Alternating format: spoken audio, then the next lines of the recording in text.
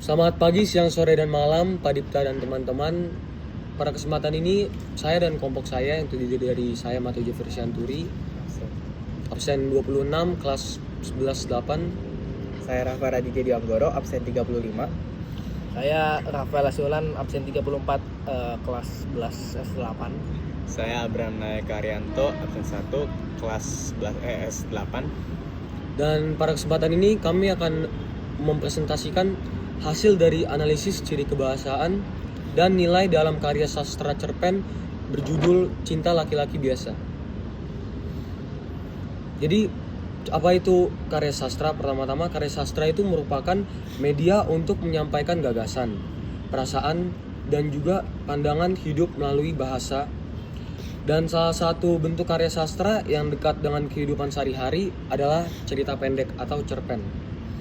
Cerpen tidak hanya menyajikan kisah sederhana, tetapi juga menyimpan pesan moral dan nilai kehidupan yang relevan dengan pembaca-pembaca yang diberikan oleh penulis. Dalam cerpen Cinta Laki-Laki Biasa ini, dari karya Asma Nadia, menampilkan sebuah kisah makna tentang cinta, kesetiaan, dan juga perjuangan dalam kehidupan rumah tangga. Melalui kisah sederhana seorang perempuan yang bernama Nadia dan suaminya Rafli, cerpen ini memperlihatkan bahwa kebahagiaan itu tidak hanya ditentukan oleh status sosial seseorang atau penampilan mereka, melainkan oleh ketulusan dan komitmen yang tulus.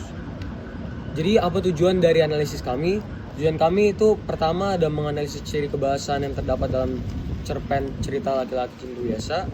Lalu kedua ada mengidentifikasi dan analisis nilai-nilai kehidupan yang terkandung dalam cerita, mencakup seperti nilai sosial, nilai psikologis, nilai religius, nilai filosofis, nilai moral, pendidikan, ekonomi, budaya, dan perjuangan. Lalu apa sinopsis cerpennya? Sinopsis cerpen ini adalah cerpen Cinta Laki-Laki Biasa ini karya Asma Nadia itu mengisahkan perjalanan hidup seorang perempuan bernama Nania. Ia adalah seorang gadis cantik, cerdas, dan berprestasi yang dari keluarga terpandang. Lalu keputusan Nania ini adalah untuk menikah dengan Rafli, yaitu seorang laki-laki sederhana yang mengejutkan keluarga besarnya. Papa, mama, dan kakaknya itu mereka menolak karena menilai Rafli tidak sebanding dengan Nania, yang baik dari segi pendidikan, pekerjaan, maupun penampilannya. Lalu walau ditentang, Nania tetap yakin dengan pilihannya. Ia merasa bahagia bersama. Setelah menikah, komentar miring terus muncul dari keluarga maupun lingkungannya. Mereka kerap membandingkan pencapaian yang didapatkan oleh Nania dengan keadaan Rafli yang sederhana itu. Namun, bagi Nania, kebahagiaan yang ia rasakan cukup menjadi alasan. Waktu pun berjalan dan rumah tangga mereka dipenuhi kebahagiaan. Anak-anak lahir, Rafli bekerja keras, dan Nania merasa memiliki keluarga yang indah. Lalu ujian akhirnya datang ketika Nania mengandung anak ketiga, dan proses persalinannya ini rumit yang membuatnya jatuh ke dalam koma yang cukup lama hingga akhirnya Nania lumpuh. Tetapi dalam keadaan itu, Rafli membuktikan cinta sejatinya. Ia setia di rumah sakit, membaca doa, mengaji, dan menggenggam tangan istrinya. Lalu setelah Nania sadar, Rafli terus merawatnya dengan penuh kesabaran. Ia memandikan, menyuapi, bahkan mendandani istrinya agar tetap terasa cantik. Setiap akhir pekan, Rafli selalu mengajak Nania ikut dalam kegiatan keluarga meskipun harus mendorong kursi rodanya kemanapun mereka pergi. Bisik-bisik dari orang sekitar pastinya tetap ada, tetapi perlahan mulai berubah. Lalu dari yang semula meremehkan Rafli, semua menjadi kagum atas pernikahannya mereka. Nania menyadari bahwa pilihannya tidak salah. Meski karir dan kecantikannya tak lagi sama, ia memiliki anak-anak yang tumbuh dewasa, keluarga yang bahagia, dan seorang suami yang membuktikan bahwa cinta sejati mampu bertahan melewati ujian waktu. Jadi cerpen ini bukan sekedar kisah romantis, tetapi juga gambaran nilai kesetiaan, keikhlasan, dan ketulusan. Melalui makalah ini, kami akan melakukan analisis kepada ciri kebahasaan serta nilai-nilai kehidupan yang terkandung dalam cerita pendek tersebut. Oke, selanjutnya saya akan menjelaskan mengenai ciri kaidah kebahasaan yang terdapat pada cerpen ini. Jadi yang diketahui bahwa kaidah kebahasaan itu ada 6 ya. Yang pertama adalah menggunakan kalimat yang bermakna lampau. Kutipan yang bisa kita lihat adalah, dulu gadis berwajah Indo itu mengira punya banyak jawaban, alasan detail dan spesifik kenapa bersedia menikah dengan laki-laki itu. Nah, penggunaan kata dulu ini menunjukkan bahwa penulis menceritakan kejadian yang terjadi di masa lampau. Dalam kutipan yang ada, gadis yang berwajah Indonesia tersebut dulu mengira bahwa pria yang ingin nikahi memiliki banyak jabatan, yang berarti sebelum hari itu dia tidak mengira bahwa laki-laki itu memiliki banyak jabatan. Lalu kutipan yang kedua mengenai makna lampau adalah, ketika 5 tahun pernikahan berlalu, ocehan itu tidak juga berhenti. Kalimat ini mengisahkan kejadian lampau dengan penanda waktu yang jelas. Lalu yang kedua adalah konjungsi kronologis yang menjelaskan mengenai urutan waktu. Kutipan yang pertama adalah, setahun pernikahan, orang-orang masih sering menanyakan hal itu, masih sering berbisik-bisik di belakang Nania. Fase setahun pernikahan tersebut menjadi penanda urutan waktu dalam konteks ini. Nania sering dibicarakan oleh orang-orang di belakangnya selama 1 tahun dia menikah. Lalu kutipan kedua ialah, tahun ke-10 pernikahan, hidup Nania masih belum bergeser dari puncak. Kalimat ini menandakan perkembangan cerita secara kronologis yang dialami oleh Nania. Lalu yang ketiga, kaidah kebahasanya ialah kata kerja yang menggambarkan peristiwa. Kutipan pertama adalah, ia menggendong Nania ke teras, melihat senja datang sambil memangku Nania seperti remaja belasan tahun yang sedang jatuh cinta. Nah, pada kutipan tersebut menjelaskan secara fisik peristiwa yang sedang terjadi, apa yang dilakukan oleh laki-laki tersebut kepada Nania. Lalu kutipan yang kedua ialah, Rafli mengkutipankan kata-kata yang diucapkannya beratus kali dalam doa. Nah, itu ya, peristiwa yang ada di kutipan tersebut adalah Rafli yang sedang kusuk berdoa di dalam gua. Lalu yang keempat, kaidah kebahasanya ialah kata kerja untuk pikiran atau perasaan tokoh. Kutipan yang pertama, hatinya sibuk merangkai kata-kata yang barangkali berterbangan di otak melebihi kapasitas. Nah, kata-kata yang digunakan dalam kutipan menunjukkan perasaan tokoh, seperti hatinya sibuk, lalu di otak melebihi kapasitas, yang berarti dia overthinking. Lalu kutipan yang kedua ialah, Nania hanya merasakan cinta yang begitu besar dari Rafli, begitu besar hingga Nania bisa merasakannya hanya dari sentuhan tangan, tatapan mata, atau cara dia meladeni Nania. Nah, kalimat ini memperlihatkan perasaan tokoh Nania, yaitu merasakan cinta yang kuat yang melalui hal-hal keseharian yang dilakukan oleh Rafli kepada dirinya. Yang kelima ialah banyak dialog, ya. Di sini sudah pasti banyak dialognya. Yang pertama kutipannya ialah, kamu pasti bercanda. Nah, itu dialog yang diucapkan oleh kalimat langsung antar tokoh. Lalu yang kedua ialah, Nania bangun cinta. Nah, kalimat tersebut tuh adalah dialog emosional yang diucapkan antar tokoh. Dan yang terakhir ialah kata sifat deskriptif. Kutipan yang pertama adalah, tiba-tiba saja pipi Nania bersemu merah, lalu matanya berpijar bagaikan lampu neon 15 watt. Ungkapan bersemu merah berfungsi sebagai kata sifat yang menggambarkan perubahan ekspresi wajah Nania. Lalu kutipan yang kedua adalah, wajah penat Rafli adalah yang pertama ditangkap matanya. Kata sifat penat yang digunakan untuk menggambarkan kondisi wajah Rafli yang tampak lelah.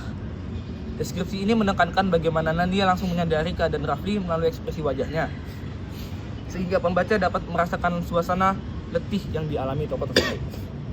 Terus selanjutnya akan dijelaskan oleh teman saya. Untuk yang selanjutnya adalah analisis nilai dalam cerpen tersebut.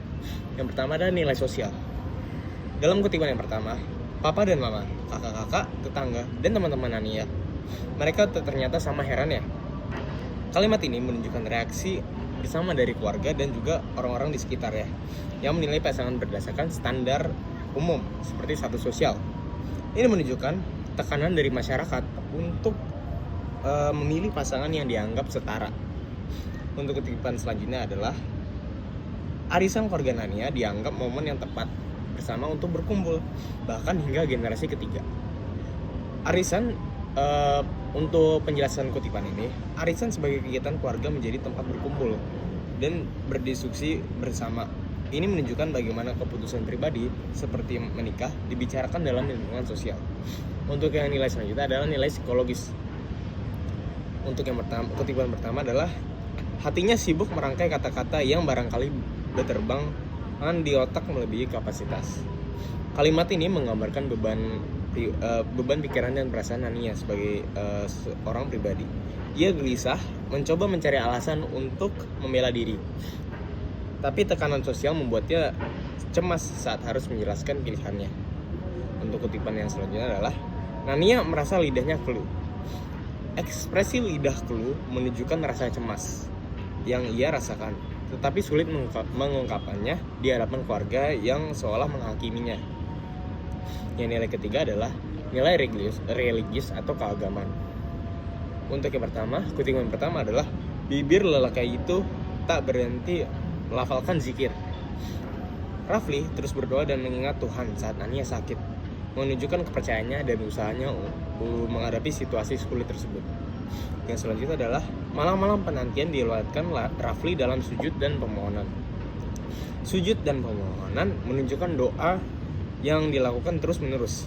Ini menggambarkan keteguhan hati Rafli bahwa dalam masa sulit ia menyatukan cintanya dengan permohonan Tuhan. Yang selanjutnya adalah nilai filosofis. Kutipan yang pertama adalah tidak bertempatnya ukuran-ukuran duniawi menjadi parameter kebaikan seseorang menjadi manusia. Kutipan ini menjelaskan bahwa martabat manusia tidak ditentukan oleh hal duniawi seperti gelar atau status. Nilai sejati diukur dari iman, akhlak, dan kesetiaan. Yang kutipan kedua adalah sebab ketika bahagia, alasan-alasan menjadi tidak penting. Kalimat ini menunjukkan bahwa kebahagiaan adalah tujuan utama. Saat seseorang bahagia, standar sosial atau alasan dari luar tidak lagi penting. Yang utama adalah pengalaman batin yang tulus. Untuk yang kelima adalah nilai moral atau etika. Yang kutipan pertama adalah Nania cuma mau Rafli. Sikap tegas Nania menunjukkan kejujuran hati dan integritas. Ia tidak memilih berdasarkan status atau harta, tapi berdasarkan kebaik dan kesesuaian moral. Selanjutnya adalah asalkan Nania sadar, semua tak penting lagi. Rafli lebih mementingkan nyawa dan keselamatan istrinya daripada harta atau ambisi.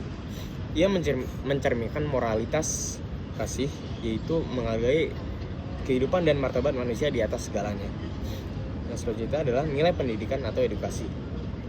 Pertama, Rafli dengan upayanya yang terus-menerus dan tak kenal lelah selalu meyakinkan Nania, membuatnya pelan-pelan percaya bahwa dialah perempuan yang paling cantik dan sempurna di dunia. Rafli selalu menunjukkan kasih sayang dan perhatian yang konsisten kepada Nania. Hal ini membuat Nania percaya diri dan merasa dihargai oleh dia. Anak-anak belajar dari contoh nyata, bukan hanya kata-kata. Selanjutnya adalah setiap sore setelah pulang kantor, lelaki itu cepat-cepat menuju rumah dan menggendong Nania ke teras. Melihat senja datang sambil memangku Nania. Kalimat ini menunjukkan rutinitas perawatan yang hangat menjadi literasi emosional bagi anak-anak.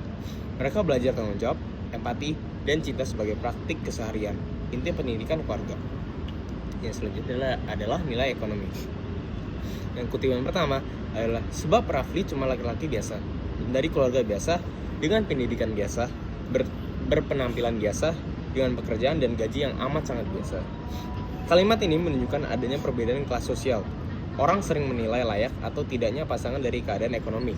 Jadi, uang atau status ekonomi dipakai sebagai ukuran utama. Selanjutnya adalah tak apa, kata lelaki itu. Ketika Nania memintanya untuk tidak terlalu memforsir diri. Gaji Nania cukup, maksud Nania jika digabungkan dengan gaji abang. Kalimat ini menggambarkan cara keluarga mengatur ekonomi bersama, dua penghasilan atau tabungan. Mereka saling mendukung secara finansial. Uang dipandang sebagai alat untuk hidup bersama, bukan untuk gengsi. Yang nilai selanjutnya adalah nilai budaya. Kutipan pertama adalah arisan keluarga Nania dianggap momen yang tepat karena semua berkumpul, bahkan hingga generasi ketiga. Penjelasannya adalah kalimat ini menunjukkan bahwa arisan adalah budaya Indonesia yang memperkuat kebersamaan dan kekeluargaan. Keputusan penting sering diambil saat kumpul keluarga besar.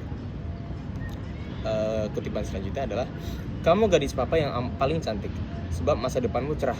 Sebentar lagi kamu meraih gelar insinyur. Kutipan ini menunjukkan budaya yang menghargai prestasi dan pendidikan.